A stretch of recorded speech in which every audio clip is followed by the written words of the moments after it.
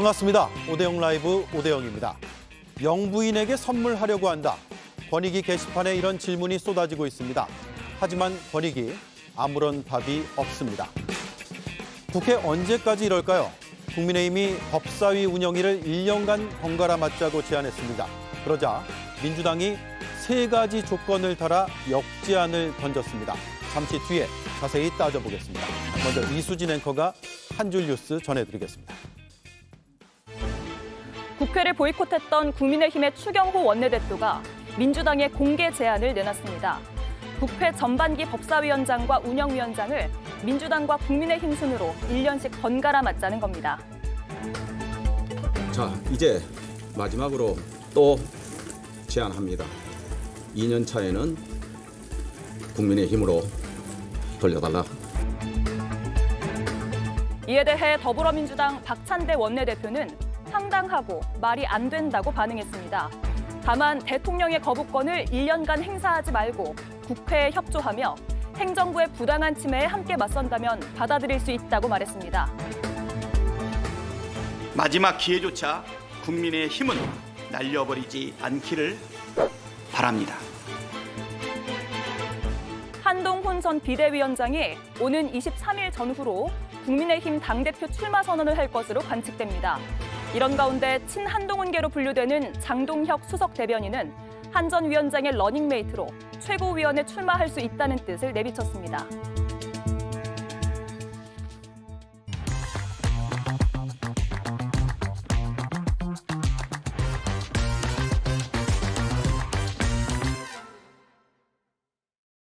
네, 국민권익위 게시판에 올라온 글들입니다. 김건희 여사에게 선물 드리고 싶다. 미치게 선물하고 싶었는데 이제 된다니 기쁘다. 공직자 배우자 선물이 가능하다는데 답변이 왜 이리 늦나? 하지만 권익위는 묵묵부답입니다.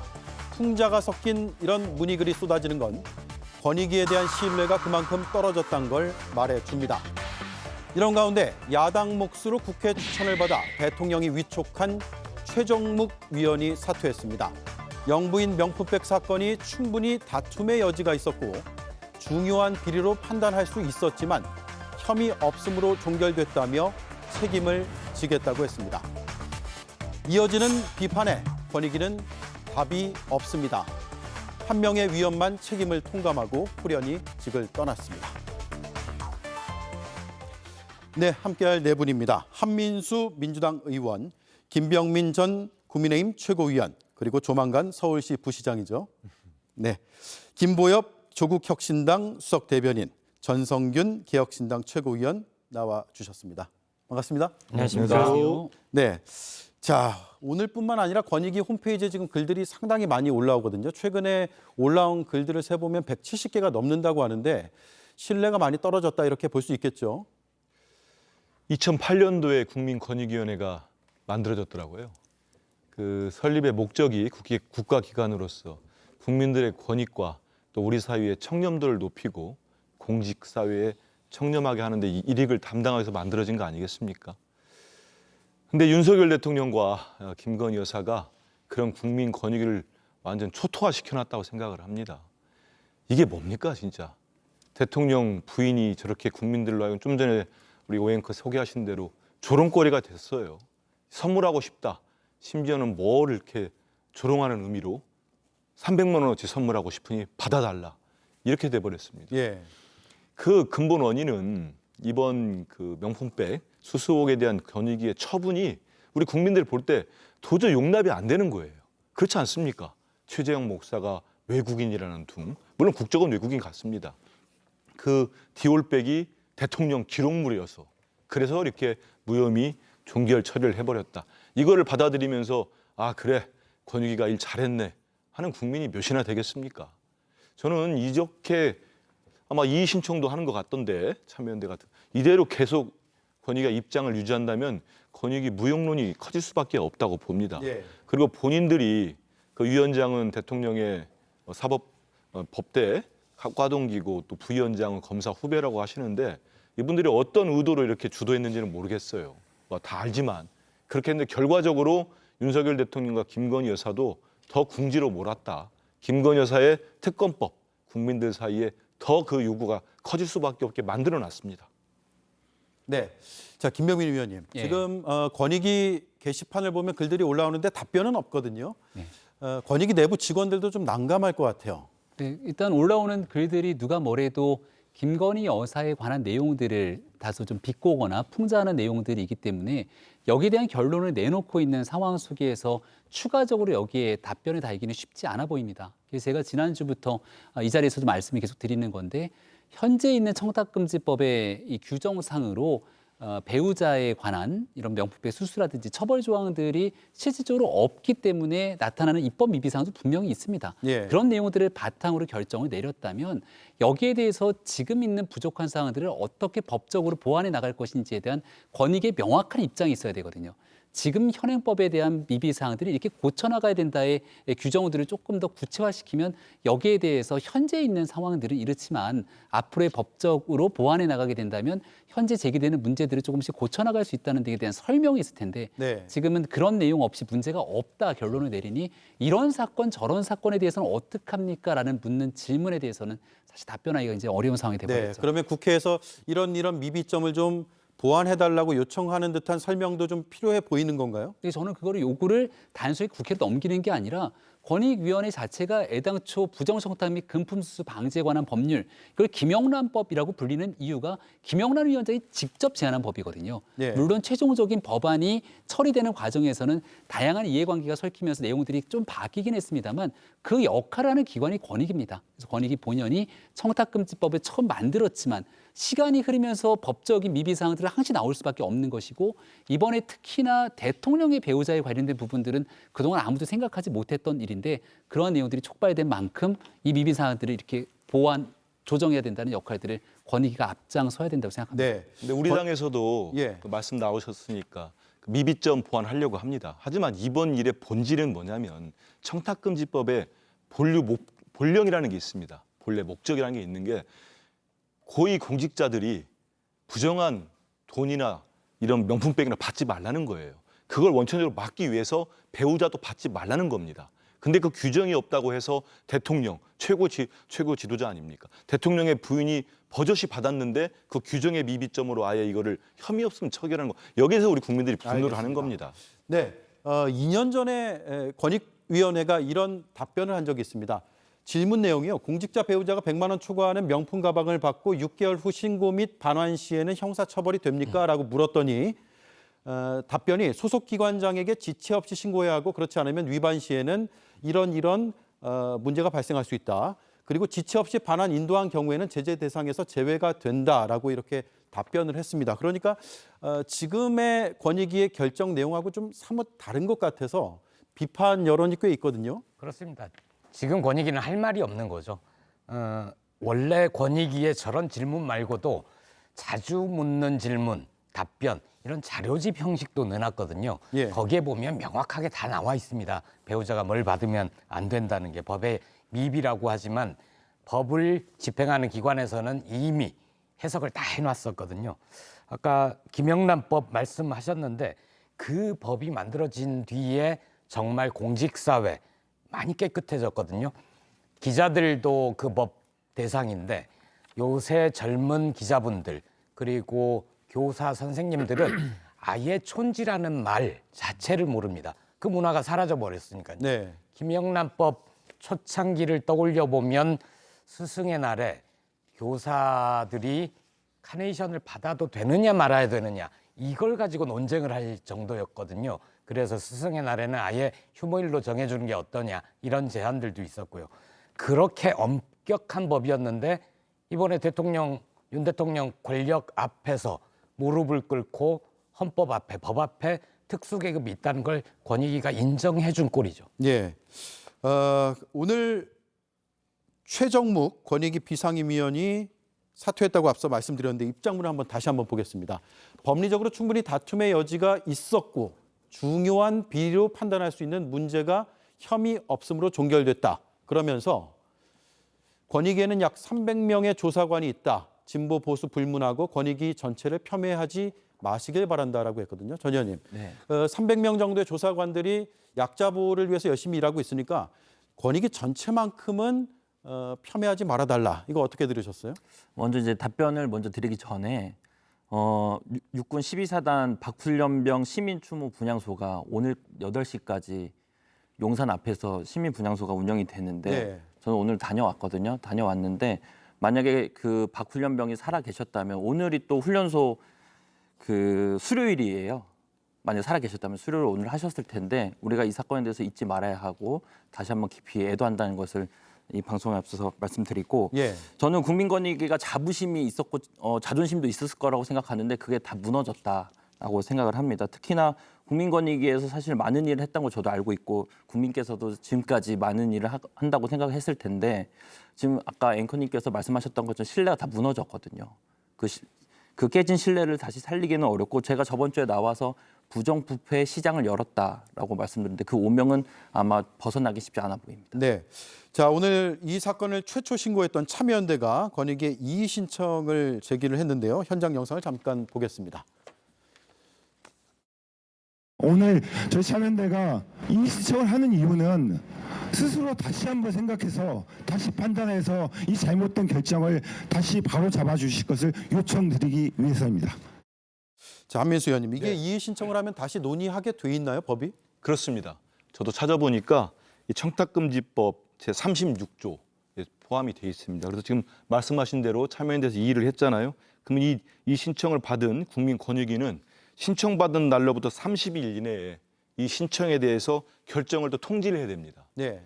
그래서 저는 말씀드리고 싶은 게 첫 결정이 국민들 눈높이, 국민들의 도저히 받아들일 수 없는 결정을 했기 때문에 다음 이제 어떻게 내놓겠습니까? 30일 전에 또 다시 권익위가 다시 또 이 일을 받아가지고 논의를 해봤더니 역시 김건희 여사의 명품백 수수는 아무 문제가 없다. 이렇게 결론 또 내릴 수 있겠습니까? 네. 이미 그 내부에서도 치열한 논쟁이 있었고 지금 또 한 분은 사퇴까지 했어요. 그 안에서도 대통령이 임명하고 여당이 추천한 분들도 반대 의견이 많았다는 거 아닙니까? 근데 이번 이 신청 기간에는 저는 다른 결과도 나올 수 있지 않겠나 이런 생각까지 해보거든요. 네. 만약에 그 지금의 입장을 그대로 유지한다면은 저는 좀 전에 말씀드린 것처럼 국민권익위원회는 국민들로부터 그 질타와 그 후폭풍을 감당하기 쉽지 않을 겁니다. 네. 자, 다른 결론이 나올 수도 있다. 김병민 의원 생각도 같으세요? 일단은 진지하게 논의를 해야겠죠. 근데 애당초에 이 문제가 없다고 결론 냈던 상황에 대해서 다른 특별한 정황들이 없다면 이 내용들을 손바닥 뒤집듯이 번복하기에도 권익위가 고민이 꽤 있을 거라고 봅니다. 네. 그래서 애당초 시작했을 때 검찰의 수사가 진행 중인 상황이니까 검찰로 송부를 하게 되면 여기에서는 법적인 미비 사항 때문에 실제로 처벌할 수 있는 규정들이 없지만 권익위는 자체적으로 법을 보완하기 위한 노력을 하겠다. 사안에 대한 수사는 검찰에서 진행해 주기 바란다라고 이야기가 전개됐으면 저는 특별하게 이게 뉴스로 다뤄질 일은 없을 거라고 생각합니다. 네. 그래서 조금 국민들께서 주시는 목소리들이 있기 때문에 여기서 결국은 다시 한번 이 상황을 돌아보게 된다면 그냥 아무런 문제가 없다. 과거에 났던 결론을 다시 한번 반복하기보다는 여기에서 국민들께서 어떤 문제를 제기하고 있는지를 잘 알고 있다라고 하는 메시지로 추가적인 상황에 대한 설명들은 반드시 들어가야 될 거라고 생각합니다. 네. 자, 이런 가운데 조국 혁신당은 오늘 공수처로 갔죠. 예. 영상을 한번 볼까요? 박은정, 차규근 의원이 김건희 여사에 대한 고발장을 저렇게 들고 갔는데 이게 이제 알선수재하고 직권남용 혐의가 있다고 본 거죠? 그렇습니다. 언론 보도를 종합을 하면 2022년 9월 그 대부분의 국민들이 보신 영상, 디올백을 받는 영상을 보면 그냥 선물만 받은 게 아닙니다. 이때 청탁도 받았습니다. 네. 어떤 청탁이냐면 미국에 있는 연방 하원 의원 재외 동포인데 그분이 국정자문위원회에 참여할 수 있느냐, 사망 이후에는 국립묘지 안장 등이 가능하냐 이런 청탁을 받았고 김건희 여사는 이걸 보좌관들한테 알아보라고 지시를 하고 그분들이 실제로 보훈처 사무관에게 소개까지 합니다. 그러면은 청탁을 그냥 받고 끝낸 게 아니라 청탁을 받고 그 청탁을 이행하라 지시까지 한 걸로 보이거든요. 이러면 알선수재와 직권남용 죄가 있다고 볼 수가 있죠. 그리고 오늘 공수처에는 이 김건희 여사만 고발한 게 아니라 권익위의 위원장과 부위원장도 직무유기 혐의로 같이 고발했습니다. 네. 자, 이게 검찰도 수사를 하고 있는데 최재형 목사와 직접 연락을 나눈 대통령실의 조모 행정관이 검찰 참고인으로 소환됐다. 이런 보도가 나왔습니다. 수사가 좀 속도를 내는 모습인가요? 일단은 최재형 목사가 청탁의 연결고리라고 말한 사람이고 조모 행정관이 근데 이제 지금 막 이제 보도가 나오고 있고 막 나오기 때문에 자세한 내용은 지금 파악하기는 어렵습니다. 예. 어렵지만 이번 계기로 저는 이번에 국민권익위가 신뢰를 만약 잃었다면 이미 잃은 검찰이 이번 계기로 신뢰를 회복했으면 좋겠습니다. 네.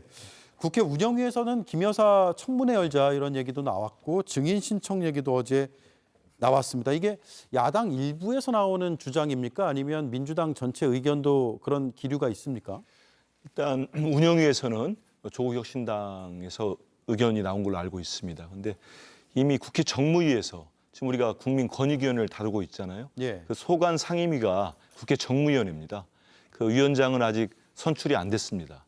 그 국민의힘 몫으로 남겨놨기 때문에 그렇지만 우리 민주당 의원들 회의를 여러 차례 가졌는데 거기에서 김건희 여사에 대한 증인 신청이 필요하다는 목소리가 나왔기 때문에 네. 저는 그 정무위가 구성이 끝나면 상임위원장까지 하면은 충분히 논의가 되고 추진될 거로 보고 있습니다. 네. 아울러서 뭐 김건희 여사의 특검법 또 명품백 수수 의혹까지 포함시킨 특검법이 지금 발의가 됐거든요. 거기에 대해서 논의도 될 것이고 아울러 서울 양평고속도로 의혹에 대해서는 우리 당에서 국정조사를 추진할 겁니다.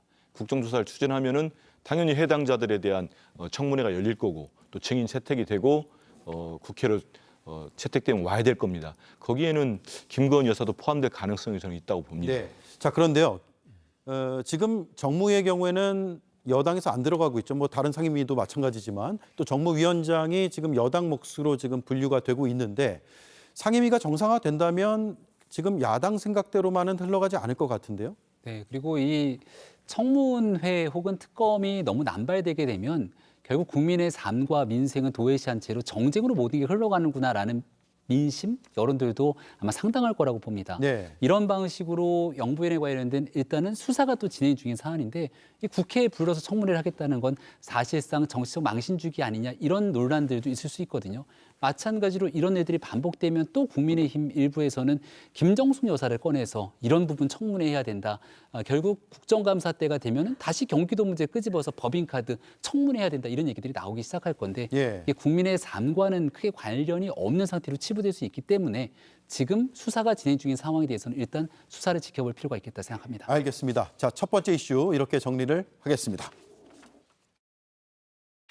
집권 여당이 국회 파행을 노리면서 장외에서 전전하는 것은 국민께서 보시기에 참 한심한 노릇 아니겠습니까? 한 달 동안 국회 파행을 주도하면서 일을 안 했으니 6월 세비를 반납하시기 바랍니다.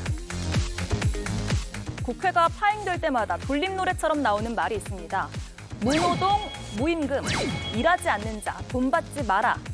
즉 국민의힘이 6월에 장외에 있었으니 세비를 반납하라는 말이죠. 올해 국회의원 세비 얼마인지 찾아봤더니요. 수당과 활동비 등을 포함해서 한 달에 1,307만 원 정도라고 합니다. 실제로 2012년 당시 새누리당이 늑장국회에 책임을 지고 6월 세비 전액을 반납하기도 했었는데요. 그때 모인 돈이 13억 원 정도라고 하니까 적은 돈은 아니었던 거죠. 자, 그런데 개혁신당에서는 세비 반납해야 하는 정당이 국민의힘만 있는 건 아니라고 주장을 했습니다. 22대 국회는 첫 세비를 반납하십시오. 거대 양당의 끔찍한 정치가 혼돈의 극치를 보여주고 있습니다. 내일은 국회 월급날입니다. 원래대로라면 설레는 날일 텐데 세비 반납 이야기가 나오는 지금 이 상황, 국회도 국민도 유쾌하지는 않은 상황입니다. 네, 오늘 아침 보건복지위도 야당 단독으로 열렸고요. 국민의 힘을 향한 목소리가 나왔습니다. 일단 들어보겠습니다. 국민의힘 그리고 그 소속 의원님들은 22대 국회가 개원한 지 2주가 다 되어가도록 본회의, 상임위 모두 불참하고 아무런 일을 하고 계시지 않습니다. 업무 태만이고 직무 유기입니다. 심히 유감스럽다는 말씀을 다시 한번 드리겠습니다. 네, 김병민 위원님, 지금 네. 민주당에서는 국민의힘 의원들의 세비를 반납하라라는 얘기를 하는데 반박을 좀 들어야 될 것 같은데요. 세비 반납 이슈가 아마 이제 국민적 여론으로 불거지지 않을까 싶은데요. 여기에 대해서 일단 국민의힘이 들어가지 않도록 빌미를 준 것이 민주당 아니냐라고 하는 논란이 겹칠 수 있을 텐데 국민들 보시기에는 일단 일하지 않으면 무노동 무임금으로 다 반납해라는 여론이 커질 수도 있다고 봅니다. 네. 그런데 21대 국회를 한번 생각해 보면 구속돼 있는 국회의원들, 진짜 일하지 않는 국회의원들 세비를 반납해야 되고 구속돼 있는 국회의원들의 보좌관들이 그대로 버젓이 국회에 앉아 있습니다. 이런 세비들을 반납하면 정말 큰 금액이 될 텐데 이런 거 하지 말자는 게 이번 총선을 앞두고 당시 한동훈 위원장 비대위에서 나왔던 주장이거든요. 네. 이왕 민주당이 꺼낸 이슈이니만큼 무노동 무임금 더하기 구속된 상태, 금고 이상의 형이 선고된 국회의원 세비 반납 어떻게 할 건지 한번 국민적 눈높이에 맞춰서 치열하게 논쟁하는 장으로 만들었으면 좋겠다는 게 제 개인적인 생각입니다. 네, 자 세비를 받는 대상인 한 의원님, 그 민주당은 받아야 되고 국민의힘은 받으면 안 되는 뚜렷한 이유는 이제 상임위에 들어오느냐 마느냐 여기에 차이가 있습니까? 허나 개혁신당 의원은 두 당, 우리 당까지도 받지 말라고 하는데 저 일 많이 하고 있습니다. 지금. 예. 상임위 전체 회의도 지금 벌써 저희가 세 차례 갔고 방송 정상화 사법도 저희 대책 토론까지 다 거쳐서 심의 의결까지 했습니다. 그리고 뭐 증인 신청도 다 했고요. 그 장차관들, 위원장들 보고를 받기 위해서 했는데 다 오질 않았어요. 국민의힘 의원들 오시길 기다리고 있었죠.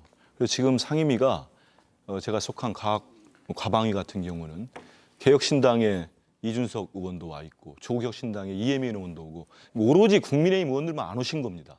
와서 저희들은 사전 회의도 하고 수석 전문위원으로부터 보고도 받고 그런 활동들을 하고 있기 때문에 저는 허은하 대표 얘기는 설득력이 많이 떨어져 보여요. 그리고 일을 해야죠. 우리 국민들도 일을 안 하면은 봉급 안 받고 특히 우리 국회의원들과 이 선출직 공직자들은 국민들 세금으로 월급 받는 거 아닙니까? 국민 위해서 봉사를 하고 있는 자리입니다.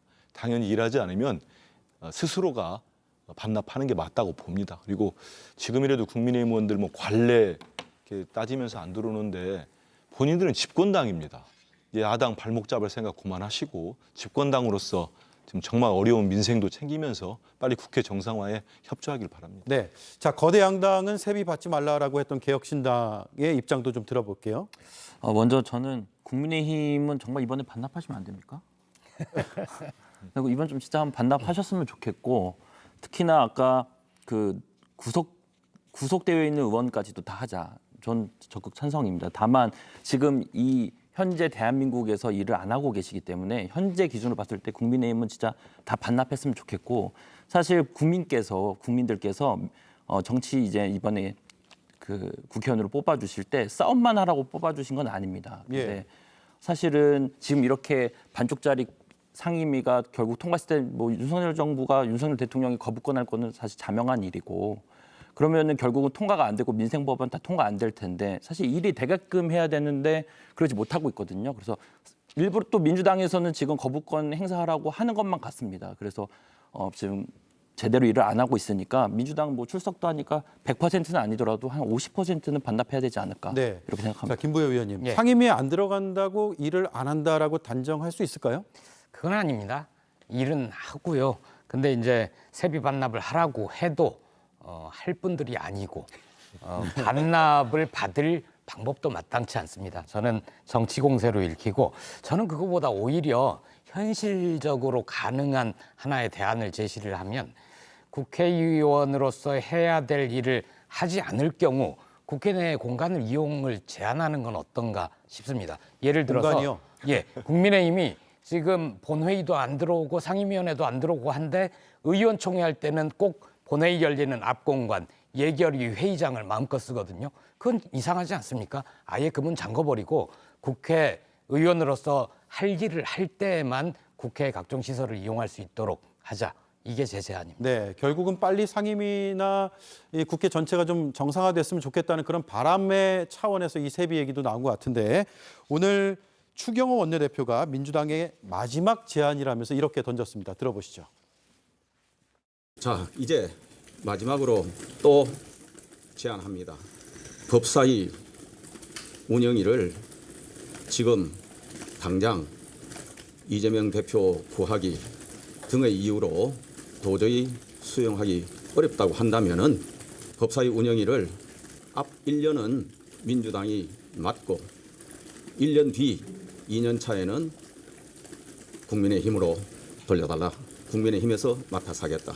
즉 법사위 운영위를 1년씩 바꿔서 순차적으로 맡자 하는 안을 다시 공개 제안합니다. 자, 이 장면이 오늘 오전이고요. 오늘 오후에 박찬대 민주당 원내대표는 이렇게 답을 했습니다. 오늘 추경호 원내대표가 원구성 관련해서 마지막 제안을 했습니다.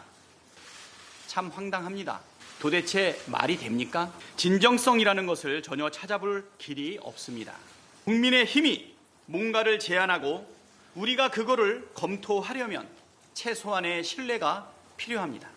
윤석열 대통령은 향후 1년간 국회법 절차에 따라 통과한 법률안에 대해 거부권을 행사하지 말고 즉시 공포해야 합니다.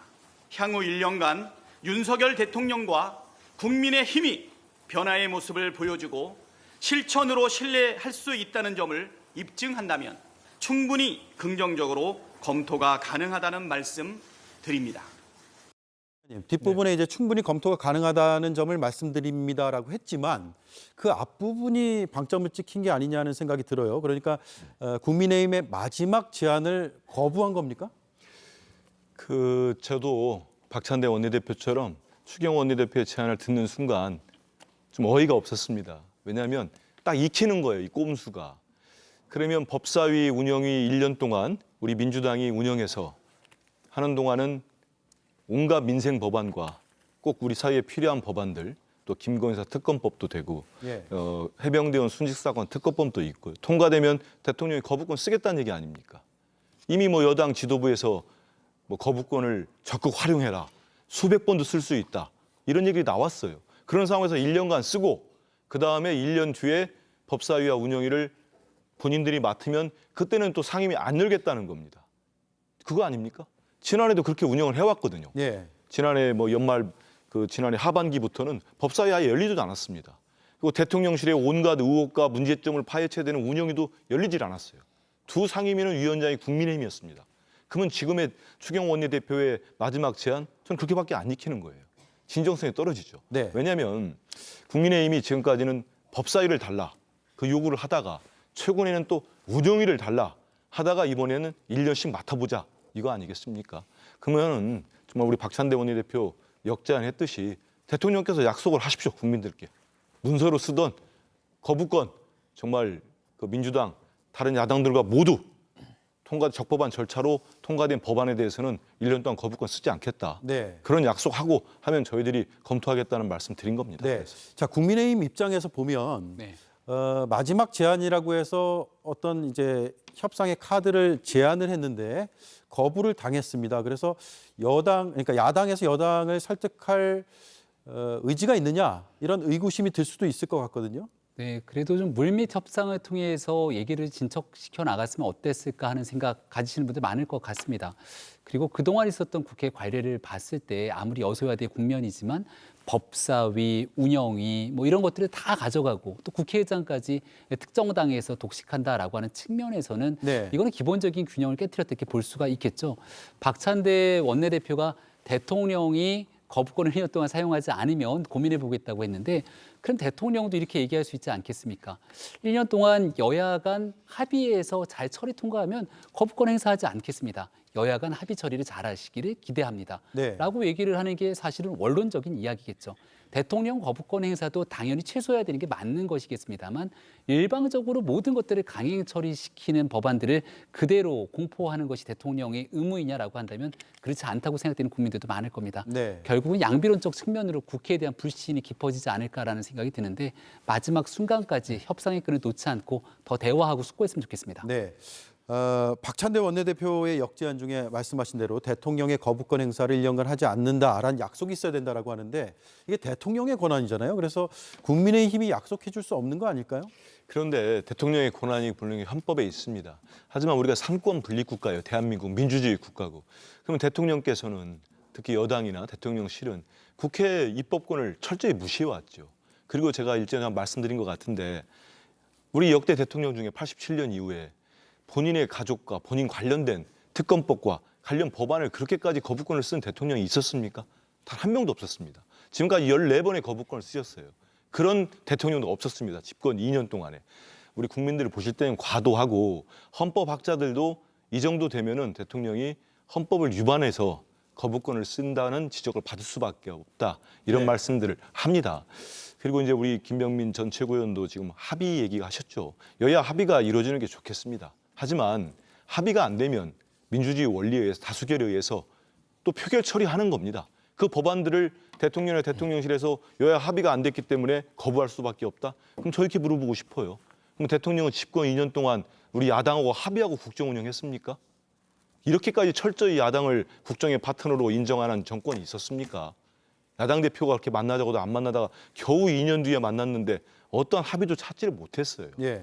그런 상황에서 지금의 진정성을 가지려면은 국민의힘이 마치 무슨 명분 쌓듯이 던지지 않았으면 좋겠어요. 이거 오늘 내놓기 전에 어제 뭐 했습니까? 108명이 똘똘 뭉쳐가지고 또 정치적인 사안을 가지고 헌재에다가 권한쟁의 심판을 청구한다고 했습니다. 이미 21대 국회 초반에 각하된 사건입니다. 똑같습니다, 상황이. 그런데 이걸 다시 또 정치적 자율성, 입법부의 권한을 다 송두리째 본인들이 훼손해 가면서 또 사법부로 가져갔습니다. 그러고 난 다음에 오늘은 다시 또 1년에 한 번씩 바꾸자? 이걸 제대로 진정성 있는 제안이라고 받아들일 수 있을까요? 네. 자, 김병민 의원 반론을 좀 들어야 될 것 같은데요. 네, 짧게 한마디 얘기 드리면 국회 선진화법 취지를 다시 한번 되새겼으면 좋겠습니다. 숫자의 힘이라는 것도 분명히 있습니다만 충분한 시간을 숙고하고 과거의 동물국회를 방지하자는 것 때문에 국회 선진화법에서 패스트트랙이라는 제도도 만들었습니다. 만약에 여기에서 의견이 합치되지 않으면 패스트트랙이라는 절차를 통해서 시간이 조금 걸릴 수 있지만 그렇게 절차를 맞춰서 본회의에 상정돼서 처리 통과될 수 있는 일이 있는데 이런 거 다 무시하고 아주 짧은 기간 동안에 반대되는 의견을 전혀 듣지 않고 일방 처리한다. 그리고 나서 문제가 생겼던 법안이 과거에 있는 임대차 3법 등 문제들이 발생하지 않았습니까? 패스트트랙에 태우고 충분한 숙고가 있었음에도 불구하고 대통령이 거부권 행사가 진행된다면 그때는 대통령의 제2요구권도 굉장히 큰 부담이 될 수밖에 없죠. 이런 일들에 대한 합리적인 방안들을 찾아가는 것마저도 다 힘의 논리를 무시하게 된다면 여기에 대한 역풍이 불 수도 있습니다. 네. 근데 이거는 팩트가 다르기 때문에 간단히 짧게 말씀드리면 드리겠습니다. 짧게 하죠. 팩트가 다르기 때문에 그 해병대원 순직 사건 특검법도 그렇고 김건희 여사 특검법도 그렇고 말씀하신 패스트트랙에 태워서 정말 장시간 국회 본회의에 있었습니다. 그리고 많은 민생 법안들이 법사위에서 국민의힘 위원장회에서 정말 논의 자체가 안 돼 있어가지고 직회부되고 그 기간들이 적게는 180일, 길게는 1년 가까이 걸렸다는 말씀을 드리겠습니다. 그 기간 숙고돼 있고 그리고 통과됐는데 대통령이 거부권을 쓰신 겁니다. 네. 자, 양당 사이에 있는 조국 혁신당과 개혁신당의 입장도 참 난감할 것 같아요. 일하고 싶다고 했던 김보엽 위원님. 별로 어떻습니까? 난감하지 않습니다. 일하고 싶다고 말씀드렸고 지금 조국혁신당 12명의 의원은 굉장히 열심히 일하고 있습니다. 개혁신당도 마찬가지인 것 같은데 지금 국회에서 일하고 있지 않은 의원들은 국민의힘 의원들밖에 없습니다. 그러니까 일은 하고 있고 이렇게 계속 논란이 될 거면 아예 법사위, 운영위는 어떻게 위원장을 배분한다라는 원칙을 정해서 국회법에 담는 것도 방법입니다. 네. 법제사법위원회가 너무 큰 권한을 가지고 있으면 법제위원회, 사법위원회 가르고 우리가 흔히 알고 있는 과방위라는 것도 과학기술정보방송통신위원회 굉장히 다루는 영이 많거든요. 근데 방송법을 가지고 거대 양당이 갈등을 한다? 그러면 과학기술 정책은 아예 논의가 안 돼 버리거든요. 예. 이런 문제들이 있으니 그러면 좀 가를 건 가르고 그리고 제3지대 정당들한테도 비교섭 단체들에게도 상임위원장 자리도 주고 그러면 좋겠습니다. 예. 저도 짧게만 말씀드리면은 국민권익위 욕할 자격 없습니다. 국회 사실 또 검찰 욕할 자격 없고요. 가장 신뢰도가 떨어진 것은 대한민국 국회다 이렇게 생각하고 정말 국민들이 봤을 때 국회 유치한 것 같습니다. 저도 그 정치인의 한 사람으로서 정말 죄송한 마음이고 우리 개혁신당은 싸움하지 않고 민생 입법 개혁 정책이 국회에 꼭 통과될 수 있도록 현재는 지금 말할 수밖에 없는 상황이지만 계속적으로 말하고 일하겠습니다. 네, 자, 제가 국민의힘과 민주당에 30초씩만 드릴게요. 네. 지금 국회의장이 주말까지 원구성을 해달라고 얘기했거든요. 가능할까요? 김병민 의원님. 정치는 가능성의 예술이라고 하지 않습니까? 국민의힘 내에서도 원내에 다양한 의견들이 존재하고 있다고 합니다. 계속 이런 방식으로 국회 상임위를 보이콧하는 것도 사실 쉽지가 않은 일들이기 때문에 들어가서 활동해야 되는 의견들도 있습니다만 정치는 결국 상대에 대한 마지막 배려도 필요합니다. 이런 식으로 마지막 협상 과정에 작은 틈마저 보여주지 않는 일들이 강행된다면 결국은 협치에 대한 가능성을 민주당도 무너뜨리는 일이니만큼 마지막 주말까지 협상할 수 있는 그 끈 민주당의 박찬대 원내대표 등이 좀 여는 모습도 함께 가져갈지 기대합니다. 네. 우리 당 원내 지도부는 정말 5월 13일부터인가 제 기억에 계속적으로 끈질기게 협상을 해왔습니다. 처음 그 한 달 넘짓하기에는 국민의힘이 어떤 안도 내놓지 않았었죠. 그런 과정들이 있었고 저는 지금이라도 국민의힘이 그 7개 상임위가 아주 중요한 자리들이 많습니다. 경제 상임위 많죠. 기재위도 있고 정무위도 있고 외교통일위도 있고 국방위도 정보위까지 다 있습니다. 네. 지금이라도 빨리 원구성 협상에 응하고 하는 게 맞지 계속적으로 지금 이상한 제안들 계속 던지면서 저는 이거 우리 못 버틴다고 봐요. 국민들로부터 질타에 못 버티고 앞으로 마지못해 들어오거나 정말 끌려들듯이 돌아가지고 무슨 면이 또 쓰겠습니까? 지금이라도 여당다운 태도로 응했으면 좋겠습니다. 네, 주말까지 잘 협상과 협의를 하셨으면 좋겠다는 게 아마 국민들 바람일 것 같습니다. 자, 두 번째 이슈 정리하겠습니다. 출마 선언은 23일이라더라. 벌써 사무실을 임대했다더라. 한동훈 전 위원장의 당대표 선언을 앞두고 여러 이야기가 쏟아지고 있는데요. 이런 가운데 결안간 한동훈 좌파설이 불거졌습니다. 친윤계 이철규 의원의 이 한마디 보시죠. 우리 당원들이 받아들이기 어려운 분들이 한 전 위원장을 둘러싸고 있다. 이렇게 말을 했는데요. 이게 참여연대 활동을 했던 김경률 전 비대위원으로 지목되면서 좌파를 영입한 한동훈도 좌파다. 이런 논리가 형성이 된 겁니다. 그러자 이젠 김경률 전 비대위원을 누가 영입했느냐 이걸 두고 설전이 오갔는데요. 이번 키워드 한동훈 좌파설입니다. 네, 김병민 의원님. 갑자기 네. 좌파 논쟁이 벌어졌어요. 국민의힘에서. 그 전당대 이거 견제 차원이라고 보기엔 좀 너무 지나친 거 아니냐 이런 의견들도 있더라고요. 그리고 국민의힘은 당에 있지 않았던 또 문재인 정부와 매우 가까웠던 문재인 정부에서 검찰총장이었던 윤석열 대통령을 당시 후보로 영입해서 또 대통령을 만들어낸 정당입니다. 과거에 김종인 비상대책위원장 같은 경우는 민주당의 비상대책위원장이기도 했죠. 예. 하지만 총선 참패 후 어려울 때 우리 당에 와서 총선 승리를 이끌었던 총선 승리 이후에 당의 위기를 극복했던 굉장히 중요한 역할들에서 4.7 보궐선거 승리를 이끌었습니다.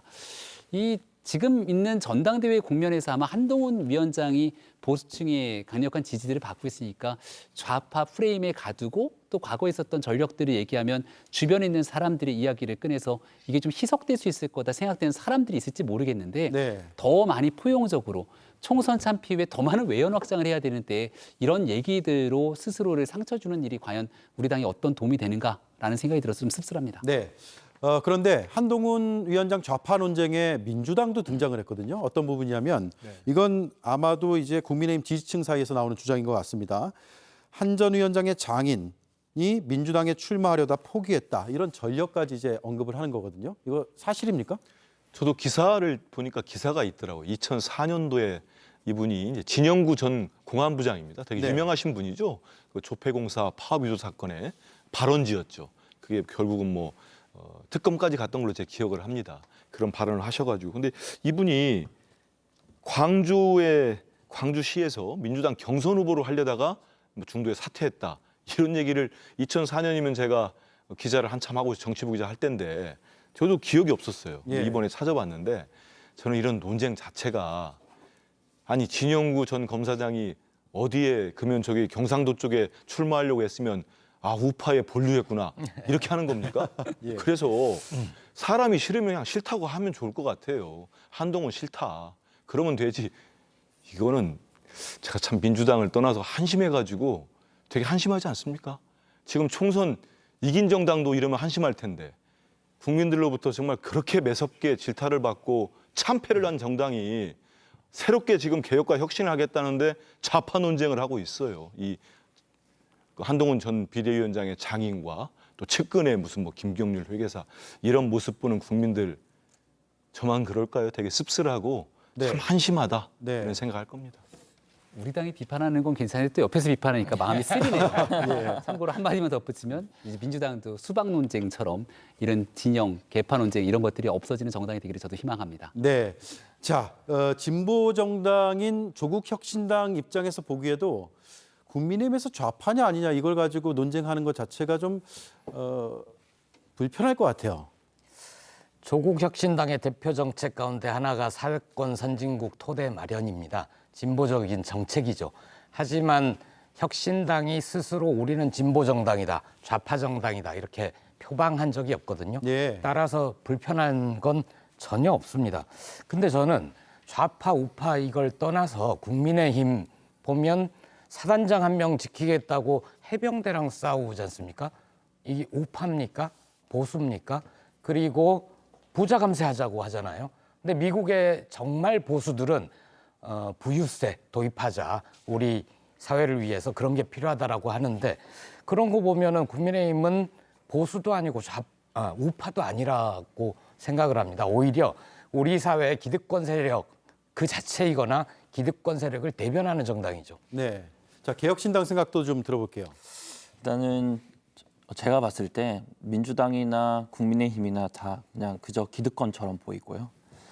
대한민국에는 진보와 보수는 없는 것 같습니다. 우리 개혁신당도 사실은 뭐 지역 중심이 아니고 세대 중심이고 미래 세대 중심으로 하고 있는데 저는 이 좌파 논란이 일어날 때 혹시 국민의힘에서 고도의 선거 전략이 아닌가라는 게 좀 의심이 됐습니다. 뭐냐면 이 장인 얘기했을 때 그 노무현 대통령님께서 와이프를 버려야 되냐라고 했을 때 큰 화제가 되지 않았습니까? 예.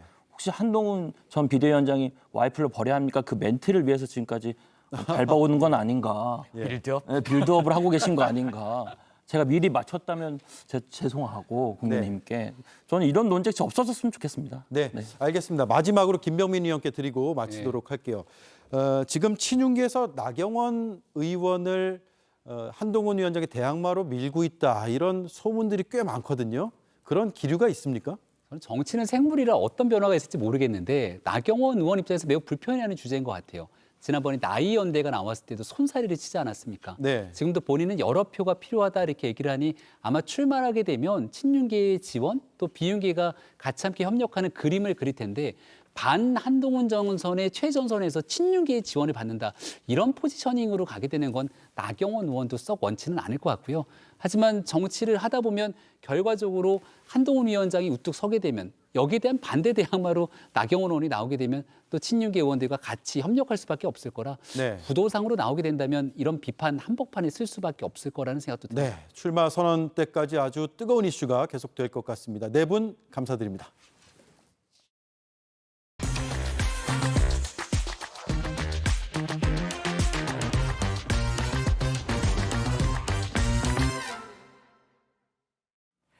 최상병 사건 수사 외압 의혹과 관련해 대통령실과 정부 부처뿐 아니라 일부 여당 의원들이 사건 은폐에 개입했다는 의혹 제기가 나왔습니다.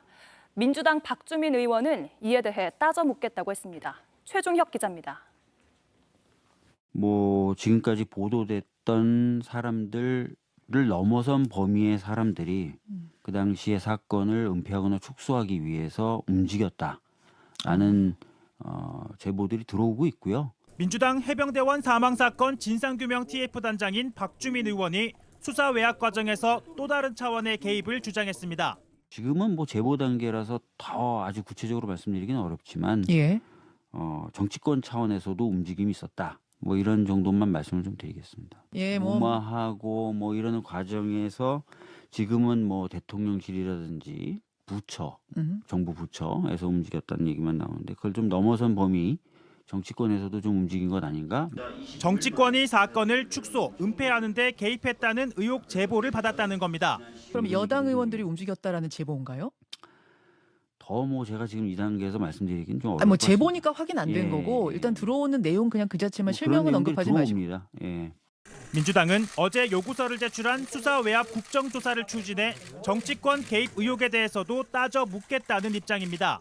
고위공직자 범죄수사처 내에서도 외압이 있었는지, 또 국가인권위원회 내부에서도 사건 처리와 관련돼서 외압이 있었는지 좀 살펴보려고 하고 있고요.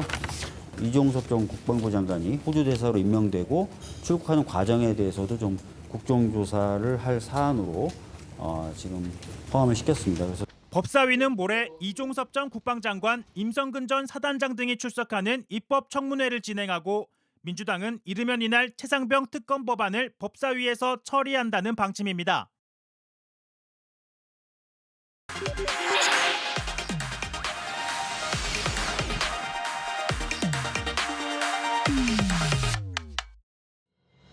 김정숙 여사께서 문제가 되는 근거 없는 마타도어에 대해서는 적극적으로 법적 조치를 취하겠다는 입장을 밝히신 바가 있고,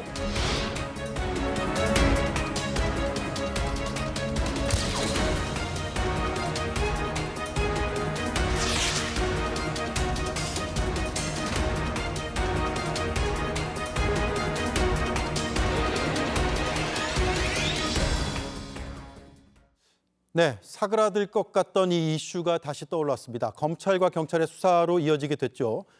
오대영 라이브의 간판 코너입니다. 단도직입을 시작하겠습니다. 윤건영 더불어민주당 의원 나와 있습니다. 안녕하세요. 안녕하세요. 예, 이 이슈와 관련해서 이제 수사가 두 갈래로 진행이 될 것 같습니다. 김정숙 여사가 직접 배현진 의원을 고소를 했는데 직접 나서게 된 배경이 있을까요? 아무래도 참다가 나서신 것 같습니다. 의례적인 정치적인 공방이라면 참고 넘길 수도 있는데요.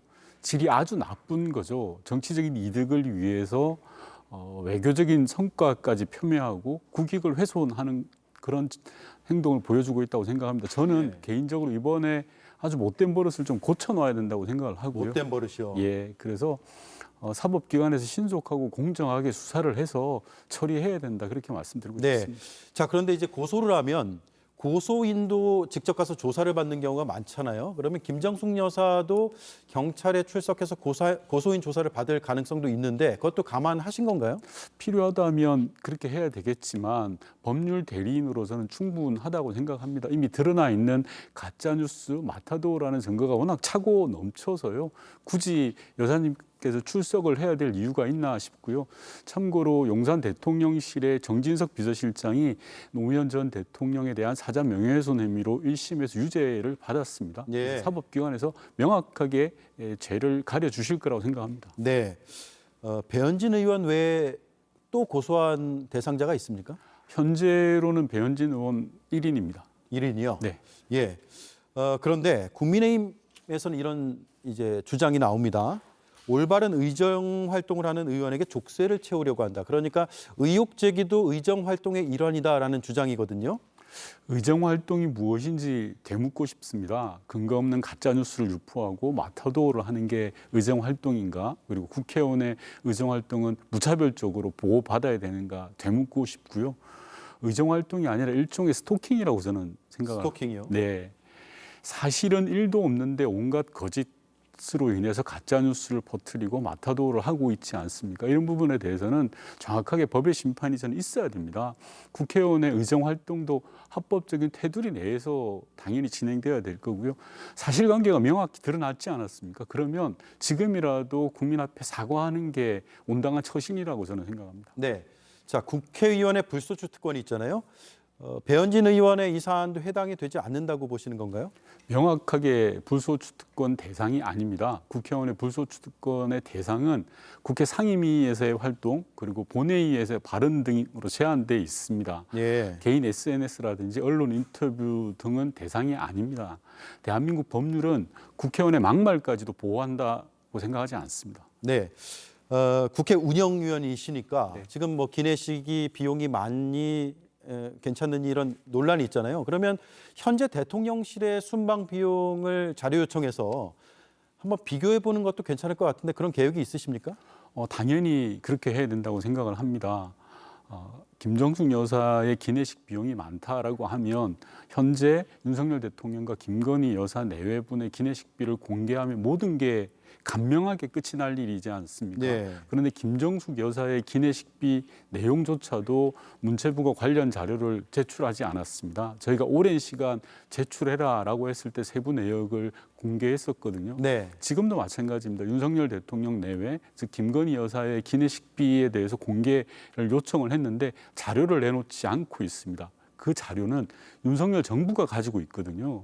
윤석열 정부가 공개하면 국민들은 모든 진실을 알 수 있습니다. 그날로 바로 알 수 있습니다. 네. 따라서 운영위가 개최된다면 대통령실 관련자도 소환을 하고 그리고 대통령 전용기를 담당하시는 분들도 소환을 해서 정확하게 따져 물을 생각입니다. 네. 자, 고소 뒤에 배현진 의원은 이런 얘기를 했어요. 검찰의 본격 수사에 애가 닳기는 하나보다라고 했고 오늘은 나랏돈 쌈짓돈으로 탕진했다라는 표현까지 썼습니다. 어떻게 들으셨습니까? 처음에는 초청장이 없다고 난리를 피웠습니다. 그러다가 인도 모디 총리의 초청장이 있다는 게 드러났죠. 그랬더니 그 다음에는 기내식 비용이 과다하다, 황제식이다라고 비난을 했습니다. 그래서 문체부에서 관련 자료를 공개했죠. 6,290만 원의 실 내용을 분석을 해보니까 고정 비용이 65%고 김정숙 여사의 기내식 비용은 그중에서 1.6%밖에 안 되는 거였습니다. 네. 이렇듯 그동안에 계속 가짜뉴스로 이야기했던 내용들이 다 드러나면 국민 앞에 사과하고 자중해야죠. 그런데도 그 반성을 모르고 계속해서 이야기를 하고 있는 것 같습니다.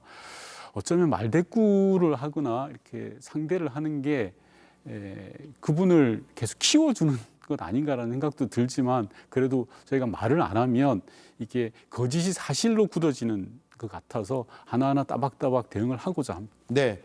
자, 국회 상황을 좀 짚어볼게요. 운영위가 이번 주 금요일이죠. 대통령 비서실 등을 상대로 해서 현안 질의를 예정하고 있는데 출석들을 할 것 같습니까? 현재까지 보면 대통령 비서실은 출석을 안 하겠다고 하고요. 인권위원회하고 국회 사무처 정도가 출석을 하겠다고 하는 것 같습니다. 예. 만약에 이제 이번은 아니더라도 향후에 출석을 한다면 여러 가지 국민적 관심사가 많을 것 같은데 그중에서 어떤 부분에 초점을 맞추실 생각이세요? 우선 출석을 하지 않는 거에 대해서 좀 짚고 넘어가야 될 것 같습니다. 네. 국민의힘이 국회를 공전으로 몰고 가고 국회 출석하지 않는다고 해서 정부 부처 공무원들조차 따라가서는 안 된다고 생각합니다. 국민이 낸 세금으로 월급 받지 않습니까? 월급 왜 받습니까?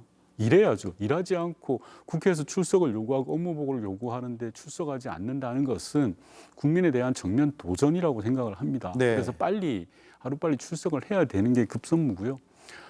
국회 운영위가 개최가 된다면 대통령실이 출석을 하게 된다면 우선 최혜병 특검과 관련된 의혹들을 따져야 될 것 같습니다. 대통령이 왜 경로를 했는지 그리고 왜 대통령이 전화를 할 수밖에 없었는지 어디서 외압이 발생했는지 등을 하나하나 따져야 될 것 같고 그 외에도 너무나 많은 현안들이 있습니다. 네. 우물풍선은 어떻게 대응을 하고 있는지 최근에 석유 탐사와 관련해서 대통령이 왜 나섰는지 국민들이 궁금한 게 너무 많지 않습니까? 그런 상황인데도 불구하고 국민의힘은 국회를 외면하고 있고 덩달아서 대통령실을 비롯한 공무원들이 국회에 나오지 않는 것은 국민에 대한 배신행위라고 생각을 합니다. 네. 최근에 논란이 되고 있는 권익위의 결정 있잖아요. 김건희 여사의 명품백 수수 의혹에 대해서도 따져 물을 예정입니까? 당연히 따져 물어야 된다고 생각하고요. 최근에 권익위의 해석은 정말 세계적인 코미디감이라고 생각을 합니다. 대한민국의 공직자는 앞으로 뇌물을 받을 때 배우자를 통해서 외국인을 통해서 받으면 아무 문제가 없다라는 것을 공인한 셈이지 않습니까? 이런 나라가 어디 있습니까? 권익이라는 국가기관에서 뇌물을 받을 수 있도록 길을 열어준 거 아닙니까? 말도 안 되죠. 그러다 보니까 국회 운영위에서는 지금 현재 김건희 여사에 대한 청문회, 종합청문회라도 하자라는 말들이 나오는 데 배경이 권익위에 근거 없는 얼토당토 않는 그런 주장 때문이다라고 생각을 합니다. 네, 어제 운영위 열렸잖아요. 네. 김건희 여사 명품 가방이 창고에 보관돼 있다면 현장 조사를 하자 이런 얘기까지 나왔거든요. 이런 조사를 이전에 국회에서도 한 적이 없었던 것 같은데 현실 가능성이 있는지가 궁금하고 거기에 덧붙여서 이거는 야당 일각의 주장입니까? 아니면 운영위원 대체로 야당에서 그렇게 생각을 하고 계신 겁니까? 운영위원들의 비슷한 컨센서스가 있는 것 같습니다. 왜냐하면 앞서 말씀드렸던 것처럼 권익위에서의 궤변, 말도 안 되는 궤변을 늘어놓고 있고요. 덩달아서 명품백이 대통령 기록물이라고 우기지 않습니까? 예. 그리고 그 기록물이 지금 어디 있는지 밝혀내지도 못하고 있습니다. 그런 답변에서 기인한 흐름이라고 생각을 합니다. 만약에 깔끔하게 진실을 공개했다면 그런 말들 자체가 아예 나오지 않았겠죠. 네. 자, 그런데 현장 조사를 간다고 하면 대통령실이나 대통령실 참고가 될 텐데 이게 대통령실 협조 없이 가능할까요? 대통령 기록물로 지정을 했고 보관을 한다면 대통령 기록관으로 넘겼을 수도 있습니다. 예. 예를 들어서 그 말씀하신 것처럼 창고일 수도 있고요. 아마 협조를 안 할 수도 있겠지만 그 과정에서 국민들이 판단을 하시리라고 생각을 합니다. 네. 누가 과연 그 짓을 이야기하고 있고 사실을 숨기려고 하고 있느냐를 국민들이 제대로 판단하실 거라고 생각합니다. 네. 오늘 행안위 막 마치고 오셨죠. 행안위 네. 간사이시기도 한데 전체 회의에서 정부에서는 지금 오늘 아무도 안 나왔나요? 맞습니다. 행안부 장관을 비롯해서 경찰청장, 소방청장 모두 안 나왔습니다. 헌법적 독립기관인 선관위하고 진실화해위원회만 출석을 했고요. 예. 그래서 선관위를 대상으로 현안 질의를 했습니다. 한 가지 짚고 넘어가야 될 게 민생이 어렵고 국민 안전, 특히나 장마철에 대한 폭우 여러 가지로 걱정되는 상황이지 않습니까? 그러면 당연히 행안부 장관이 나와서 국회의원과 현안에 대해서 토론도 하고 질의도 해야 되지 않습니까? 그런데 장관이 직무를 유기하는 거죠. 아예 국회에 출석을 하지 않았습니다. 이건 예. 정말 심각한 문제라고 생각을 하고요. 말로만 국민을 위해서 떠든다라고 밖에 볼 수 없습니다. 네. 계속 이렇게 안 나오면 어떻게 하실 생각입니까? 저희가 오늘 행안위에서 행안부 장관하고 경찰청장, 소방청장이 출석을 하지 않았습니다. 7월 2일 날로 업무 보고를 다시 날짜를 잡고 증인으로 소환을 했습니다. 만약에 행안부 장관이 증인으로 소환됐음에도 불구하고 출석을 안 한다면 저희는 고발 조치를 할 것입니다. 네. 그 고발 조치에도 응하지 않는다면 법적으로 할 수 있는 모든 수단을 다 동원해서라도 국민이 무섭다라는 것을 보여드릴 겁니다. 네. 지금 여당과 상임위 구성 문제로 계속해서 공회전을 하고 있는데 이번 주말까지 국회의장은 좀 맞춰달라라고 하잖아요. 당내 기류가 어떻습니까? 국민의힘을 좀 더 설득해 보자라는 기류가 좀 있습니까? 우선 국회는 법을 만드는 곳이잖아요. 그럼 법을 지키는 게 우선이지 않겠습니까? 국회법에 따르면 6월 5일 날 의장을 선출하게 돼 있고 7일 날 상임위원장을 구성하게 돼 있잖아요. 그 예. 법을 안 지키고 있는 거지 않습니까? 국민의힘이. 즉 관례라는 것을 핑계로 해서 법을 무시하고 있는 거거든요. 법을 지키는 게 우선입니다. 따라서 저희 민주당에 있는 대다수 의원들은 국민의힘이 법을 제대로 지켜라. 그게 우선이다라는 생각이 많이 있습니다. 다만 국회의장께서 이번 주까지 시한을 줬습니다. 마지막 시한인 것 같습니다. 이 시한을 지켜지지 않는다면 법대로 하는 수밖에 없다고 생각합니다. 예. 민주당 내부에서 이제 당원 당규 개정 이후에 이제 여당에서 이런 문제 제기를 합니다. 이재명 일극 체제다. 더불어 명심당이다. 그리고 뭐 이재명 대관식이다라는 비판까지 나오는데 당내에서도 이런 쓴소리가 좀 나오고 있습니까? 우선 국민의힘은 민주당을 비판하기 이전에 스스로를 좀 돌아봤으면 좋겠습니다. 용산 대통령실과 윤석열 대통령을 지키려는 게 여당의 역할이 아닙니다. 여당은 국민의 목소리를 듣고 대변하는 게 우선이지요. 예. 그다음에 대통령과 함께하는 게 그다음의 과제 아니겠습니까? 그런데 무턱대고 민주당을 욕하고 타박할 일은 아니라고 생각을 합니다.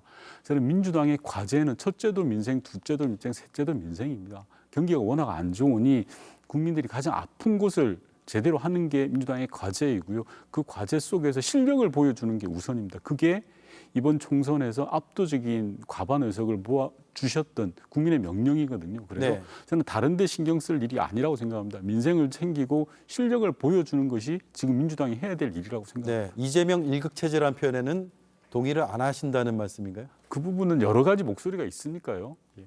네. 당내에선 개파가 없을 수는 없겠죠. 그리고 최근에 만든 이제 모임 중에 화초회, 네, 그러니까 네. 화요일 날, 그러니까 매월 첫째 주 화요일 날 만난다고 해서 화초회인데 이게 친문 인사들이 만들었다라고 해서 친문계 결집하는 거 아니냐 이런 해석들이 나오더라고요. 청와대에서 같은 시기에 활동을 했던 분들이 모임입니다. 그분들이 하나의 색깔, 정치적 색깔을 갖고 있는 건 아닙니다. 그분들이 청와대에서 활동하면서 갖췄던 경험들을 서로 공유하고 각자의 이익을 위해서 그리고 당을 위해서 제대로 된 모임을 해보자라는 취지의 모임입니다. 예. 정치적으로 봐야 될 건 하나도 없다라고 저는 생각을 합니다. 네, 알겠습니다. 오늘 인터뷰를 여기까지 해야 될 것 같습니다. 다음에 또 뵙겠습니다. 고맙습니다. 네. 네, 지금까지 윤건영 더불어민주당 의원이었습니다.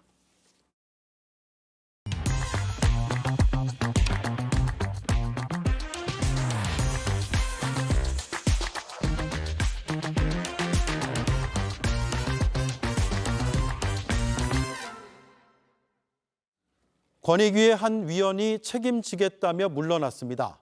문제의 처분에 반대했던 인물입니다. 국민의 실망을 얼마나 무겁게 받아들였는지는 입장문 곳곳에 나타납니다. 그런데 입장문의 한 문장은 동의할 수가 없습니다. 책임은 잘못한 사람보다는 지킬 것이 있는 사람이 지는 것이다 라는 내용입니다. 책임은 책임감 있는 사람이 지는 게 아닙니다. 책임질 일을 한 사람이 지는 겁니다. 어떤 조직에서든 그 상식은 깨져선 안 될 것 같습니다. 앵커 한마디였습니다. 거의 아이콘 얼음 정수기. 컴팩트한 사이즈에 얼음은 더 빠르게. 크기도 내 취향에 맞게. 큰 얼음, 작은 얼음. 얼음 정수기는 거의 아이콘 얼음 정수기. 도시로부터 한참을 달려온 외딴 곳. 그동안 몰랐던 전기의 소중함을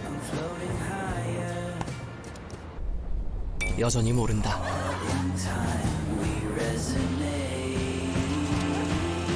내가 도착한 곳이 인프라가 되는 마이 무빙 인프라. 더 기아 EV3. Kia. Movement that inspires. 진짜 힘들어서 다들 금방 뻗거든요. 링티 마시면 너무 좋다고 다들 찾는 거예요. 야, 너만 마시냐? 뛰는 게 달라요. 운동 갈 때 꼭 챙기세요. 마셔봐서 압니다. 링티. 네, 오대영 라이브 마치겠습니다. 내일도 5시 30분에 찾아뵙겠습니다. 고맙습니다.